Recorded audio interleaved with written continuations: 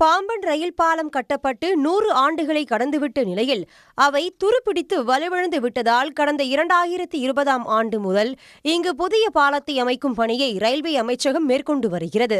மண்டபம் ராமேஸ்வரம் தீவு பகுதியை இணைக்கும் வகையில் சுமார் 2.8 கிலோமீட்டர் தொலைவுக்கு கடல் மட்டத்தில் இருந்து 6 மீட்டர் உயரத்தில் இந்த புதிய பாலம் எழுப்பப்படுகிறது.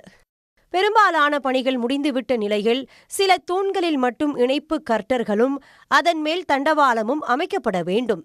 பாலத்தின் மையப்பகுதியில் கப்பல்கள் செல்ல பாம்பன் சாலை பாலத்துக்கு இணையான 27 மீட்டர் உயரத்திற்கு ஹைட்ராலிக் லிப்ட் மூலம் இயங்கக்கூடிய செங்குத்து தூக்கு பாலம் அமைக்கும் பணிகளும் நடைபெற்று வருகின்றன. இந்த நிலையில் 4 ஆண்டுகளாக மந்தமாக நடைபெற்று வரும் பணிகளால் ரயில் போக்குவரத்து இல்லாமல் மீன் ஏற்றுமதி மட்டும் இன்றி வெளி மாநில யாத்ரீகர்கள் மற்றும் சுற்றுலா பயணிகளின் வருகையும் குறைந்துவிட்டதாக கூறுகின்றனர் அப்பகுதி மக்கள். கிட்டத்தட்ட புதிய பாலம் ஒரு 4 ஆண்டுகளாக இந்த பணிகள்ங்கிறது துவங்கி நடந்துக்கிட்டு இருக்கு.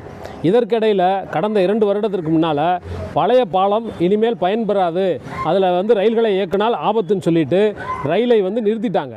நிறுத்தினதுலேருந்து என்ன ஆயிடுச்சு அப்படின்னு சொன்னால், ராமேஸ்வரத்தில் வாழக்கூடிய எங்களுக்கு போய் வர்றதில் மிகப்பெரிய சிரமம் இருக்குது. இங்கேருந்து ஒன்று மண்டபம் போகணும், இல்லைன்னா ராமநாதபுரம் போகணும், இப்படிப்பட்ட ஒரு சூழல் இருக்குது. இது போக ராமேஸ்வரங்கிறது மிகப்பெரிய ஒரு மீன் உற்பத்தி ஸ்தலம். இங்கேருந்து வெளிமாநிலங்களுக்கு மீன்களை ஏற்றுமதி செய்கிறது, என்னதான் வாகனங்கள் இருந்தாலும் ரயில் மூலம் ஏற்றுமதி செய்கிறதுங்கிறது ஒரு முக்கியமான பணியாக இருந்தது. இப்போ அது மிகப்பெரிய அளவில் தடைப்பட்டிருக்கு. 1 வருஷம் 2 வருஷத்தில் முடிஞ்சிருன்னு சொன்னாங்க.